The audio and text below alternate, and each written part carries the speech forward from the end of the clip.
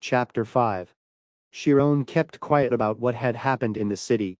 It was not a simple matter, because once he brought it up, he would have had to tell them about what happened at the Magic Academy. Chiron thought back to the incredible experiences that day brought forth. Whether it was a blessing or a misfortune, it was clear that since he had crossed the line, there was no going back. Geniuses know if they are a genius, and Chiron had more or less realized that he was a bit different from others, since he was young. And although he had never felt superior, his desire to overcome limitations was stronger than anyone else. But he couldn't reveal it. His parents were the most precious things in the world to Chiron, and he didn't want to burden them with such things, as despite the fact they were poor, they never forced him to go through a hopeless path. And due to that, daily life didn't change. He helped his mom with housework and went to the nearby forest to cut down trees. However, Chiron now spent most of his time meditating, not wielding an axe. Every single day since the awakening, Chiron had been secretly training the spirit zone. Thanks to this, by the time a month had passed, Chiron managed to cut down the time it took him to enter the spirit zone. There were some parts that were not as easy as he thought. No matter how familiar he was with the spirit zone, he could not reproduce the magic from the alley. It's to be expected. He only subconsciously managed to do it due to his instincts kicking in. So even if a similar situation were to occur, and the same emotions were to surge forth again, he knew it'd be difficult to do it while being aware of it. If I want to rationally cast magic, I'll have to skip over insight, and instead learn the middle process to know everything. But there was no information available to Chiron, who had not formally learned magic. Instead, he focused on digging into the spirit zone, which was the only thing he could do. When he finished meditating, he practiced the thunder strike. Unlike the first time, the success rate dropped as he began to be conscious of the skill. The power of insight is incredible. Sometimes, beginners succeeded not because of knowledge, but because of insight. However, cutting wood was different from magic, as you were able to practice doing it. With each swing, Chiron corrected his mistakes one by one. Crack! The tree fell satisfyingly. But Chiron continued to swing his axe without a look of satisfaction or happiness. He was just correcting a mistake he found. Tomorrow, as well as the day after that. That was how he repeated the basics. For the chance to practice magic will come one day. While dragging the logs home, Chiron's eyes shone with intensity, as this was the most motivated he had ever been. Standing by the window, Chiron looked at the magnificent view of late autumn leaves flying through the mountains. 3 years had passed, and he was now a 15-year-old boy. He still wore childish clothing, but he had a face handsome enough to turn heads. "I'll be back, Mom. Take it easy. We have plenty of wood. It's gonna be winter soon. We have to be prepared." He let out a cold breath as he left the cabin. Since seasons arrived faster in the mountains than in the cities, snow was already piled up at the top of the mountain. "I'll have to walk quickly if I want to be back before sunset." Chiron wasn't scared of the cold, as he spent 3 years training in the spirit zone, and due to this, his mental fortitude had already exceeded the level of normal adults. After his shy character disappeared, he hung out with the other children, but he had no particularly close friends. They were different from Chiron. The children of the mountain were all rough, and most of the girls thought the same way as well. For example, a year ago, a woman named Horan from a Huijianmin village once seduced Chiron.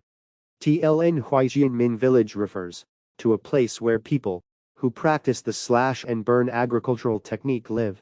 When she, who was 6 years older, tried to approach physically, Chiron freaked out and refused. Then she suddenly changed and threatened to ransack his house if he told anyone about what happened. Chiron, who recalled the event, burst into laughter. It didn't end up happening, but he remembered being really perturbed about her coming. "I'm sure she's doing well." Arriving at the logging area, Chiron found a suitable tree and lightly swung his axe. Afterwards, he took a careful look at the dent he had made. If you were thinking of the commonly referred concept of seeing, he was actually not looking at anything. It's not something you can find with your eyes. You may automatically realize the principle if you repeat the same action, or thoughts, over and over. Chiron, who had swung his axe in numerous ways over the past 3 years, was finally catching on. Feel with my eyes. It was a method called Inarai. Chiron's eyes changed for a moment as he swung at the dent with strong force, unlike before. Following the sound of thunder, the tree fell down. That succeeded with just 2 tries. Although luck was on his side this time, he had succeeded with 10 tries before anyways. Woo! After finishing his quota, Chiron sat down on the stump of the fallen tree, and entered the spirit zone. Currently, his spirit zone's domain was a sphere with a diameter of about 40 meters, which was the level of an upperclassman at the Magic Academy where those who were talented gathered. The shaking of the bushes was felt, the sounds of worms wriggling, and the sound of osmosis from the trees entered his ears vividly. It was as if the earth had assimilated into him. Nature changed constantly, and Chiron felt it. The 5 hours of savoring the dynamic world went by in an instant. It's already dark. After completing his meditation, Chiron split the wood into pieces and carried it to the jeej. Jeej is a traditional Korean A-framed carrier, used, in the past, to carry heavy materials. Arriving home, Chiron found a carriage in the yard and examined the stable. 2 white horses he had never seen before were eating the fodder.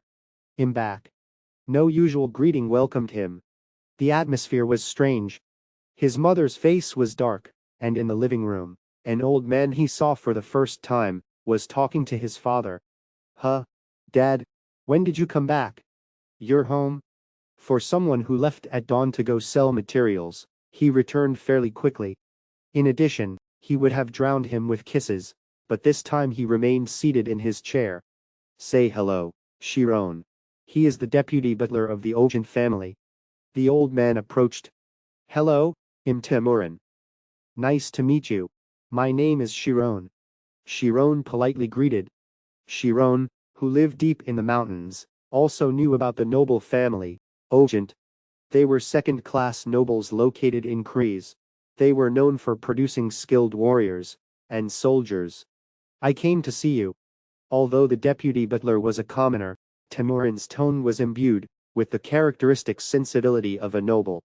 The status system of Thormia was divided into nobles and commoners, but in reality, it wasn't as simple as just that.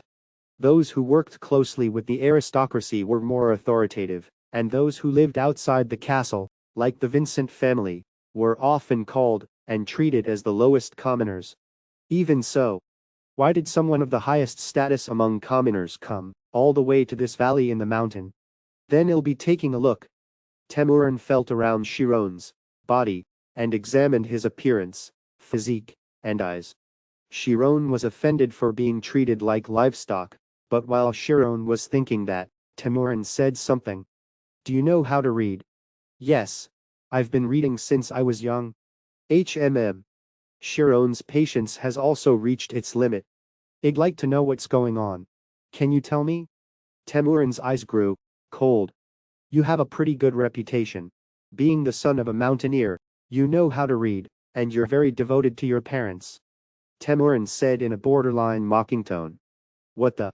As soon as Chiron tried to reply back, a shocking proposal left Timurin's lips. Would you like to work for the Ogent family? What? Chiron felt as if he had been struck by lightning. What now? No. That didn't matter because it would mean working for a second-class noble family. The family is relocating the Great Library. It's not work just anyone can do. There are about 10,000 books that cannot be leaked. The porters will do the heavy work, but the classification work will only be done by you and me. It'll take about 2 years. Library. Chiron's heart almost burst.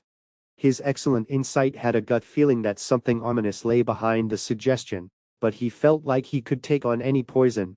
Timurin told Chiron the kind of poison he had to drink, which was his pride to not use cheap tricks against a commoner.